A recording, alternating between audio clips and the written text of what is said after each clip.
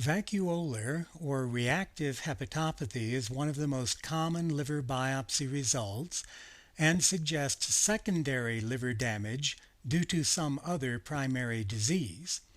Severe vacuolar hepatopathy may also be called a steroid hepatopathy and suggests hyperadrenocorticism as the primary disease. This video is from a dog with hyperadrenocorticism.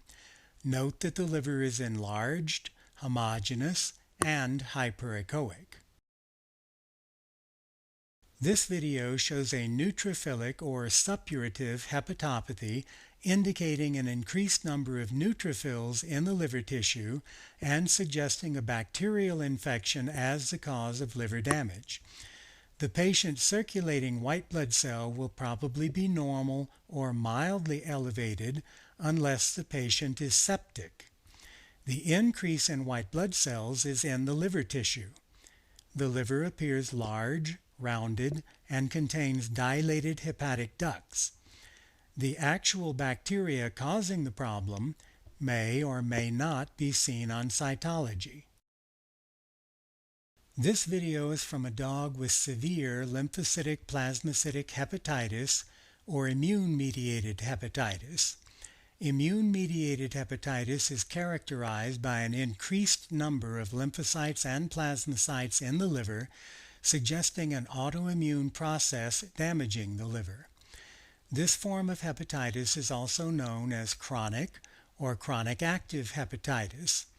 It begins in the portal triads and then invades surrounding liver cells, causing necrosis.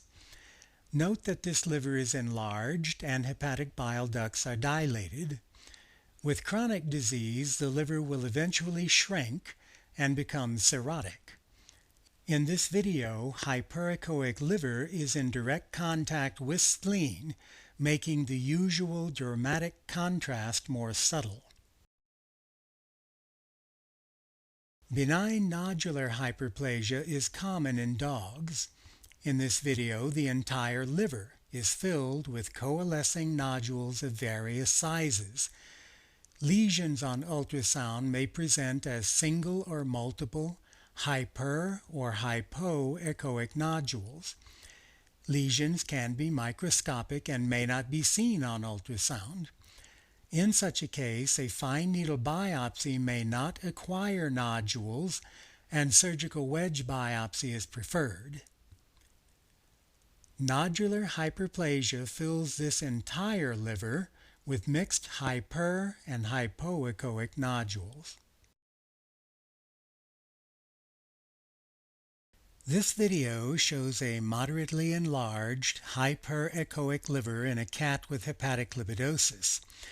Cats are predisposed to accumulating fat in the hepatocytes.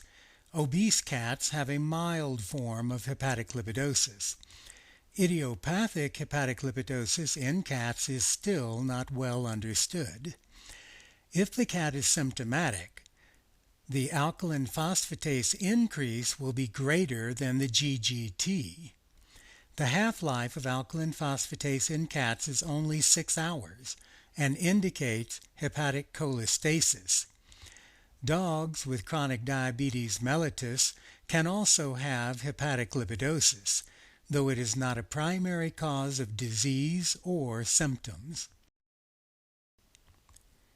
In feline cholangitis complex, biopsy shows a mix of neutrophils, lymphocytes, and plasma cells, and probably results from an ascending bacterial infection in the bile ducts.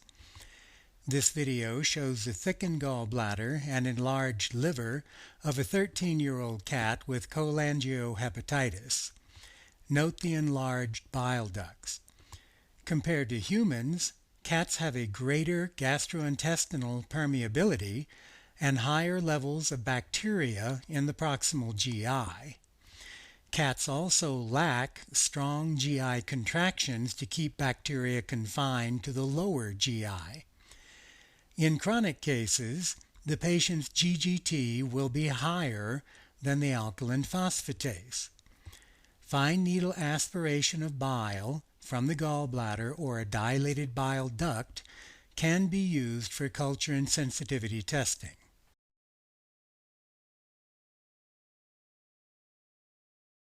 On ultrasound, diffuse hepatic neoplasia may have a homogeneous hyper or hypoechoic appearance. Biopsy is necessary to determine the presence of neoplasia. This video shows hepatic lymphoma in a dog. The liver is enlarged and generally hypoechoic. The arrow points to numerous intrahepatic portal veins, which are prominent because the liver tissue is hypoechoic. Some forms of neoplasia in dogs and cats show distinct nodules. This video is from a dog with hepatic neoplasia. Note the large hyperechoic nodules with hypoechoic rims, also called target lesions. Biopsy is necessary to confirm neoplasia.